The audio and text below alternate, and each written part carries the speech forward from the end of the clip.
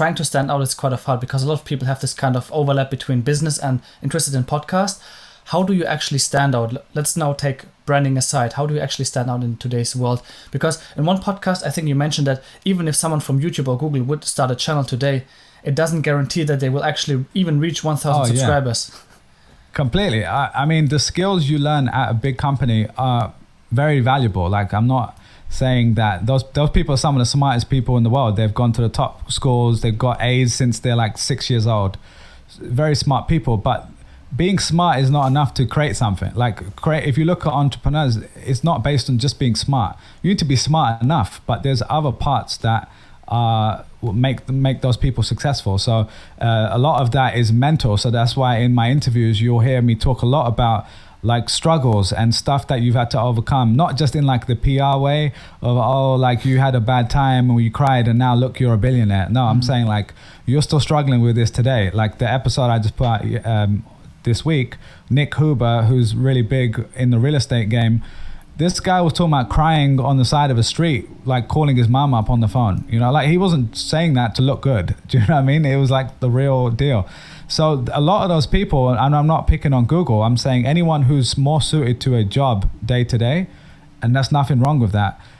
Those people don't necessarily have the flexibility or the mindset to be able to deal with looking like an idiot, falling on your face 10 times, convincing people of stuff and they keep saying no, and having thick skin to be able to deal with that.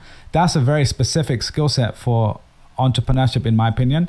And I think there's a lot of I think entrepreneurship is kind of cool nowadays, and it has been for maybe 10, 15 years. But like if you go back 30 years ago, our parents, I don't want to judge, but like I'm sure your parents may be the same. Like they were like, be an engineer or be a doctor or something safe, right? Like you make a good life for yourself.